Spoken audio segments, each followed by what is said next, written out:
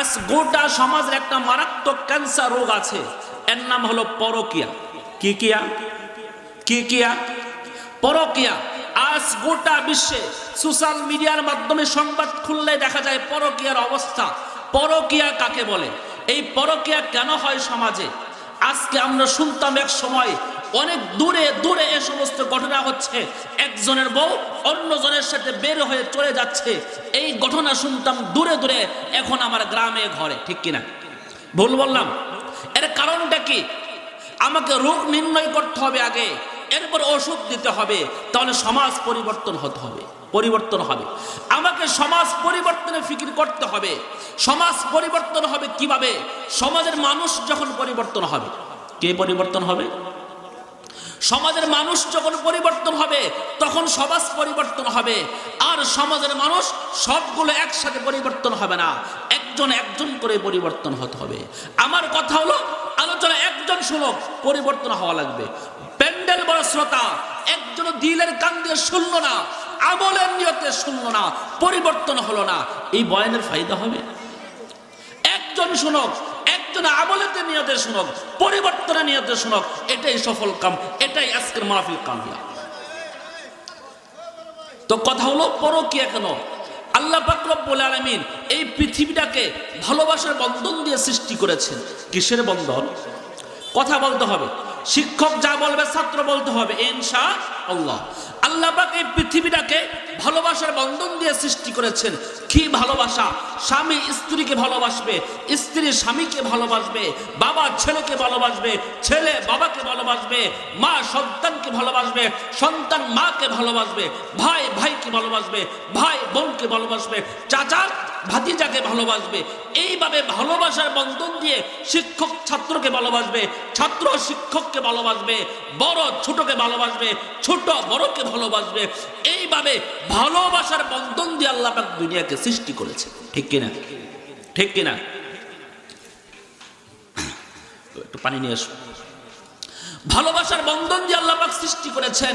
এই পৃথিবীতে যতগুলো সম্পর্ক আছে, ভালোবাসার সম্পর্ক আছে, এর মধ্যে সর্বপ্রথম কোন সম্পর্ক এসেছে? স্বামী আর স্ত্রীর সম্পর্ক সর্বপ্রথম সম্পর্ক, জান্নাতি সম্পর্ক। মা বাবার সম্পর্ক জান্নাতি সম্পর্ক না, মা বাবার সম্পর্ক জান্নাতি সম্পর্ক না, মা ছেলের সম্পর্ক জান্নাতি সম্পর্ক না, মা মেয়ের সম্পর্ক জান্নাতি সম্পর্ক না, দাদা নাতির সম্পর্ক জান্নাতি সম্পর্ক না, দাদা নাতির সম্পর্ক জান্নাতি সম্পর্ক না। একমাত্র জান্নাতি সম্পর্ক হলো স্বামী স্ত্রী। ঠিক কিনা? ভুল বললাম? স্বামী স্ত্রীর সম্পর্ক জান্নাতি সম্পর্ক, বাকি সব সম্পর্ক দুনিয়ায়। স্বামী স্ত্রী এমন একটা বিষয় আল্লাহ পাক রব্বুল আলামিন, আল্লাহ রাসূল সাল্লাল্লাহু আলাইহি ওয়াসাল্লাম হাদিস শরীফের মধ্যে ইরশাদ করেছেন, যদি কোনো ব্যক্তি মারা যায়, ইন্তেকাল করে, আর তার বিবি বলে আল্লাহ আমার স্বামীটা ভালো মানুষ ছিল, রাসূল বললেন ওই স্বামীটা জান্নাতি। সুবহানাল্লাহ। আর যদি কোন স্ত্রী মারা যায় আর স্বামী যদি বলে আল্লাহ আমার বিবিটা ভালো মানুষ ছিল, নেককার মুত্তাকিন ছিল, নামাজি ছিল, দিনদার ছিল, পর্দাওয়ালা ছিল, ওই স্ত্রীটাও জান্নাতি। সুবহানাল্লাহ। কত সহজ কথা। এখন গ্রুপ যেটা বলতেছিলাম, সম্পর্ক আমাদের আল্লাহ পাক রব্বুল আলামিন যে ভালোবাসার চাদর দিয়ে সৃষ্টি করেছেন, এই ভালোবাসাটা দুই প্রকার। কত প্রকার? পড়া মনে রাখতে হবে। ভালোবাসা দুই প্রকার, একটা বৈধ ভালোবাসা আর একটা অবৈধ ভালোবাসা। কি ভালোবাসা? একটা বৈধ ভালোবাসা, যেই ভালোবাসার জন্য সম্মান, যেই ভালোবাসার জন্য ইজ্জত, যেই ভালোবাসার জন্য দুনিয়াও সফল কাম, যেই ভালোবাসার জন্য আখিরাত সফল কাম, এটা হলো বৈধ ভালোবাসা। কি ভালোবাসা? স্বামী আর স্ত্রী বিবাহের পরে নতুন বউয়ের কাছে স্বামীকে পাঠায়, সকলে সাজসজ্জা করে, বাড়িতে খাবারের আয়োজন হয়। ওই যে বিবাহিত বৈধ স্বামী স্ত্রী এক নির্জন ঘরে যে সম্পর্ক, যেই কাজটা করলো, এই কাজটা যদি শরীয়তের অনুমতি ব্যতীত অবৈধভাবে কোথাও করে, ওই জায়গায় সম্মান না বেইজ্জতি? ঠিক কিনা? স্বামী স্ত্রী বৈধ সম্পর্কের মাধ্যমে যে সন্তানটা গর্ভে আসলো, আব্দুর রহিম বিবাহ করলো, সেই হালিমাতু সাদিয়াকে মনে করেন। আব্দুর রহিম হালিমার বিবাহের মাধ্যমে যে সন্তান গর্ভে আসলো, এই সন্তানের দ্বারা দাদা সম্মানী না বেইজ্জতি? সম্মানী না বেইজ্জতি? সম্মানী, সকলেই সম্মানী। হ্যাঁ, তার ঘরে সন্তান এসেছে, মিষ্টি খাওয়াও, মিষ্টি মুখ করানো হয়। আর যদি খোদার নিয়ম ব্যতীত আরশে আজিমের নিয়মকে বাদ দিয়ে অবৈধভাবে ছেলে মেয়ে তারা সম্পর্ক করে সন্তান করবে আসে, এটা বেইজ্জতির কারণ না সম্মানের কারণ? বেইজ্জতির কারণ। এই জন্য ভালোবাসা দুই প্রকার, বৈধ, অবৈধ। অবৈধ ভালোবাসা আবার দুই প্রকার।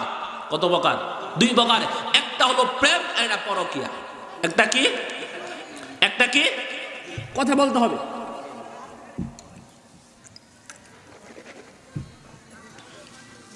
শুনেন, জাতির ফায়দা হবে। এক নাম্বার ভালোবাসা, অবৈধ ভালোবাসা দুই প্রকার। একটা হলো প্রেম, একটা হলো পরকীয়া।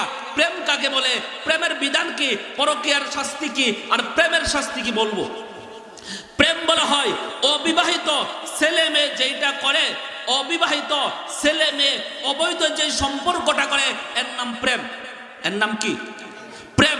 অবিবাহিত ছেলে মেয়ে যেটা করে এটা হলো প্রেম। বিবাহিত ছেলে বিবাহিত মেয়ে যেটা করে এর নাম পরকীয়া। এর নাম কি? পরকীয়া। বিবাহ দিছে, স্বামীরও ছেলে আছে, স্ত্রীরও সন্তান আছে, স্বামীরও সন্তান আছে, স্ত্রীরও সন্তান আছে, পরিবার আছে, সংসার আছে, সব আছে। এরপরেও আরেকটা ছেলের সঙ্গে কথা বলে, আরেকটা বিবাহিত মেয়ের সঙ্গে কথা বলে, তার সাথে দেখা সাক্ষাৎ করে, তার সাথে সমস্ত কিছু করে। এই যে যা করতেছে এর নাম পরকীয়া। এর নাম কি? বুঝাইতে পেরেছি? অবিবাহিত ছেলে করলে এর নাম প্রেম, বিবাহিত করলে এর নাম পরকীয়া। এর নাম কি? পরকীয়া। প্রেমের চাইতে পরকীয়া জঘন্য। দুইটাই জঘন্য, তবে প্রেমের তুলনায় পরকীয়া জঘন্য। যদি কোনো অবিবাহিত ছেলে কিংবা মেয়ে জিনা করে, এদের শাস্তি হলো 100 বেতাঘাত। কত বেতাঘাত? 100 বেতাঘাত। 100টা পিঠটা তাকে দিতে হবে জনসম্মুখে, এবং 1 বছরের জন্য বাড়ি থেকে, দেশ থেকে তাড়িয়ে দিতে হবে, গ্রাম থেকে তাড়িয়ে দিতে হবে। আর যদি কোনো বিবাহিত ছেলে এবং মেয়ে জিনা করে, এদের শাস্তি হলো জনসম্মুখে খোলা মাঠে কবর পর্যন্ত গেড়ে পাথর নিক্ষেপ করে হত্যা করা। এর নাম কি? রজম। এর নাম কি? এই যে যে শাস্তির, এর নাম কি? পরকীয়া। এখন দেখেন, বিবাহিত ছেলে এবং মেয়েদের জিনার সম্পর্ক আমাদের সমাজে কম না বেশি? কম না বেশি? কারণটা কি? কার দোষে আজকে স্ত্রী অন্য ছেলের সঙ্গে জিনা করতেছে? এটা বুঝতে হবে। আমার মেয়ে আজকে মনে করতেছি পরকীয়া আমার ঘরে নাই, আমি খুব সুখে। ভাই চিন্তা করো, যে ভার বিবিটা আজকে পরকীয়া জড়িত, কালকে তো তোমার বিবাহ আসতে পারে। আজকে যেই বাবার মেয়েটা বিবাহ দিয়েছে সকলকে নিয়ে সামাজিকভাবে, ওই মেয়েটা পরকীয়ায় জড়িত হয়ে গেছে, কালকে তো তোমার মেয়েও আসতে পারে। ঠিক কিনা? আজকে যার বোনটা পরকীয়ায় জড়িত, কালকে তো তোমার আমার বোনটাও পরকীয়ার সাথে জড়িত হতে পারে। এজন্য পরকীয়া রোগ আমাকে নির্ণয় করতে হবে আগে। আগে কার দোষে পরকীয়া করে স্ত্রী? তাফসীরের কিতাবের মধ্যে মুফাসসিরে কাম ব্যাখ্যার মধ্যে এনেছেন, স্বামী এবং স্ত্রীর মধ্যে যে পরকীয়াটা হয়, এর 100 থেকে 100 ভাগ দোষ হলো স্বামীর। কার? স্বামীর দোষের কারণে আজকে স্ত্রী পরকীয়া করে। কার দোষ? কার দোষ? স্বামীর দোষ। স্বামী কে কে আছেন আপনারা দেখেন ইনশাআল্লাহ? স্বামী কে কে? বিবাহ কে কে করছেন ইনশাআল্লাহ? মাশাআল্লাহ। তাহলে আলহামদুলিল্লাহ সকলে বিবাহিত। তাহলে এর আগে সবক বুঝতে হবে, আমি যদি অন্যায় ভুল করে থাকি, আজকে থেকে আমাকে পরিশুদ্ধ হতে হবে। আমি কোন জায়গায় ভুল করতেছি, যদি সেই জায়গায় আমি ভুলের ঔষধ না লাগাই, আমার স্ত্রীও সময়ের ব্যবধানে পরকীয়ার সাথে জড়িত হতে পারে। ঠিক কিনা? গাড়ি চালাই, গাড়ির পায়ের ব্রেক ছিঁড়ে গেছে, আমি জানার পরেও যদি ব্রেক ঠিক না করি, আমি অ্যাক্সিডেন্ট করবো কিনা? 100 থেকে 100% অ্যাক্সিডেন্ট আমি করব, ব্রেক তো ছিঁড়ে গিয়েছে। ঠিক তদ্রুপ ভাবে স্বামী এবং স্ত্রীকে আল্লাহ পাক কিছু হক দিয়েছেন, স্বামী যদি সেই হকগুলো আদায় করে, তার স্ত্রী কখনো পরকীয়ায় জড়িত হবে না, কখনোই পরকীয়ায় জড়িত হবে না, কখনোই পরকীয়ায় জড়িত হবে না। স্বামী যদি তার হকগুলো আদায় করে। কি আদায় করে? কি আদায় করে? আমরা তো মনে করি মাশাআল্লাহ বিয়ে করছি, এখন বউর হক কি? ডাইল ভাত কিছু ব্যবস্থা করে দেওয়া, 1 সিট 2 সিট জামা কাপড় পিনলো, কাম করলো, ঘর শুনলো, ঘর মুছলো, পোলাফান হইলো, মাশাআল্লাহ সুন্দর চলতেছে। আমি চাষতলা গল্প করতেছি, মাশাআল্লাহ বিয়ে খান করছি, হোর বাড়িতে গাড়ি দিছে একটা। ঠিক কিনা? ঠিক কিনা? হ্যাঁ মাশাআল্লাহ, ছেলে বিয়া করাই যদি বেওয়াই পিঠা বেশি করে নিয়ে আসে, পিঠা চিরা আসবাবপত্র সুকেশ, তাহলে খুব খুশি। হ্যাঁ বিয়েটা পড়তা পড়ছে, কি পড়ছে কয় কিরা না মাশাআল্লাহ, চাচা বিয়া করাইছে পড়তা পড়ছে, যে জিনিসই দিছে আর আনছে, কিন্তু মেয়ে যে পরকীয়ায় জড়িত এটার তো খবর নেই। ঠিক কিনা? ঠিক কিনা? এজন্য স্বামীর হক হলো, স্ত্রীর প্রতি স্বামীর দায়িত্ব হলো 19টি। কয়টি? 19টি দায়িত্ব। স্বামী যদি 19টি দায়িত্ব সঠিকভাবে আদায় করে, তার বিবি কোশ্চিন কালেও পরকীয়ার সাথে জড়িত হবে না। আমি ফয়জি বলে গেলাম, আল্লাহ আল্লাহর কসম করে বলতেছি, কোন স্বামী যদি এই 19টি হক আদায় করে স্ত্রীর প্রতি, তার বিবি কখনোই পরকীয়ায় জড়িত হবে না, কখনোই পরকীয়ায় জড়িত হবে না, কখনোই পরকীয়ায় জড়িত হবে না। আর যদি ওই স্বামী এই 19টি হক আদায় না করে, তার বিবি পরকীয়ায় জড়িত হওয়া 99 ভাগ সম্ভাবনা আছে। কত ভাগ? 99 ভাগ সম্ভাবনা আছে স্ত্রী পরকীয়ায় জড়িত হওয়া, হক আদায় না করলে। কারণ আল্লাহ পাক দুনিয়াটাকে হক দিয়ে আবদ্ধ করে দিয়েছেন।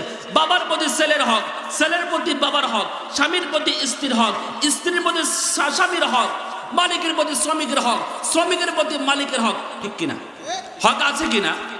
হক আছে কিনা? 1 নম্বর বিবির হক হলো, স্বামীরা খেয়াল রাখেন, 1 নম্বর হক হলো বিবির সাথে উত্তম ব্যবহার করা। কি করা? কি করা? উত্তম ব্যবহার করা। ব্যবহার আছে 3 প্রকার। কত প্রকার? 3 প্রকার। নিম্ন ব্যবহার, মধ্যম ধরনের ব্যবহার, সর্বোচ্চ উত্তম ব্যবহার। বিবির সাথে করতে হবে উত্তম ব্যবহার। কোন ব্যবহার? উত্তম ব্যবহার। আর ভাত পাক করছে, ভাতটা একটু ফুটছে না, এই কি পাক করছেন? ভাত ফুটছে না, সারাদিন ঘুমায়, কি ব্যবহার হইল? উত্তম ব্যবহার হইল? হইল? উত্তম ব্যবহার। উত্তম ব্যবহার করলে মুস্কি এসে কথা বলবে স্বামী। কি এসে? কি এসে? মুস্কি এসে স্বামী কথা বলবে, সালাম দিবে কথা বলার পূর্বে, ঘরে ঢোকার পূর্বে বিবিকে সালাম দিবে, মুস্কি এসে কথা বলবে, তুমি খানা খেয়েছো? তুমি খানা খেয়েছো? খাওনি? ওঠো আমরা একসাথে খানা খাই। আচ্ছা এই কাজটা করেছো, ভুল হয়েছে, আচ্ছা ঠিক আছে। স্ত্রীর সাথে উত্তম ব্যবহার করতে হবে, নিম্ন ব্যবহার না, ধমক দিয়ে না, চোখ রাঙিয়ে না, তুচ্ছ তাচ্ছিল্য করে না। 1 নম্বর উত্তম ব্যবহার। সমাজের চেয়ারম্যানের সঙ্গে তার জনগণ কি ব্যবহার করে? নিম্ন ব্যবহার না উত্তম ব্যবহার? উত্তম ব্যবহার। বিবি একটা নিয়ামত, বিবি নিয়ামত, বিবি নিয়ামত। আল্লাহ রাসূল সাল্লাল্লাহু আলাইহি সাল্লাম বলেন, দুনিয়াটা সম্পূর্ণ নিয়ামত, এর মধ্যে উত্তম নিয়ামত হলো নেককার বিবি। কি বিবি? নেককার বিবি। ভালোবাসা আগে দিতে হয়, এরপর ভালোবাসা পাওয়া যায়। আগে হক আদায় করতে হয়, এরপর বিবি হক আদায় করবে। 1 নম্বর হক হলো উত্তম ব্যবহার। কি ব্যবহার? মন থাকবে ইনশাআল্লাহ। স্ত্রীর পদের স্বামী যারা আছে, উত্তম ব্যবহার করব, চোখ রাঙিয়ে কথা বলবো না, ধমক দিয়ে কথা বলবো না, ইনশাআল্লাহ। 1 নম্বর উত্তম ব্যবহার। 2 নম্বর হক হলো, যদি স্ত্রীর ধর্মীয় জ্ঞান কম থাকে, স্বামী তাকে ধর্মীয় জ্ঞান শিক্ষা দিবে। কি জ্ঞান? ধর্মীয় জ্ঞান কম থাকলে স্বামী তাকে ধর্মীয় জ্ঞান শিক্ষা দিবে। এখন স্ত্রী বিবাহ হয়েছে 10 বছর বয়সে কিংবা 12 বছর বয়সে। মা আয়েশা সিদ্দিকার বিবাহ হয়েছিল কয় বছরে? কয় বছর? 9 বছরে। কিন্তু হাদিসের কিতাবগুলোর মধ্যে অধিকাংশ মেয়ে সংক্রান্ত হাদিস কার রাওয়ায়াত? আম্মাজান আয়েশা সিদ্দিকার রাওয়ায়াত। রাসূল তাকে শিক্ষা দেন নাই? রাসূল স্বামী ছিলেন না? রাসূল বললেন, তোমাদের মধ্যে উত্তম ওই ব্যক্তি যে তার বিবিদের কাছে উত্তম। আমি নবী আমার বিবিদের কাছে উত্তম। সুবহানাল্লাহ।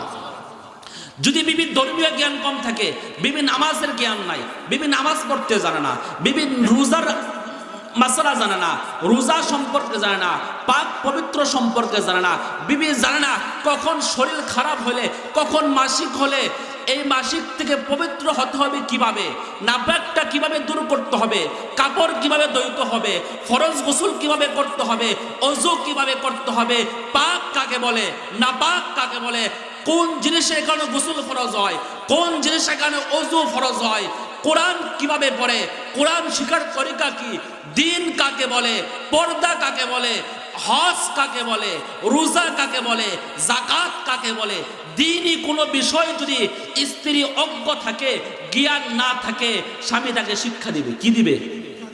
শিক্ষা দেবে। শিক্ষক যেমন ভাবে ছাত্রকে শিক্ষা দেয়, ধমক দিয়ে শিক্ষা দেয়, কথা বলে, তুচ্ছ তাচ্ছিল্য করে শিক্ষা দেয়, না আদর ভালোবাসা দিয়ে শিক্ষা দিতে হয়। স্বামী বিবিকে আদর ভালোবাসা দিয়ে শিক্ষা দিবে।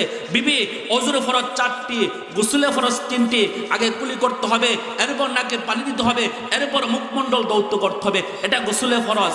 গোসল 4 ধরনের ফরজ হয়, এইগুলো স্বামী তাকে শিক্ষা দিবে। স্বামী বেচারাই জানে না, ঠিক কিনা? মাশাআল্লাহ বিবাহ তো করছি, খবর আছে মরার পরে। বউ বলা এত সহজ, সবচাইতে কঠিন কাজ বউ বলা।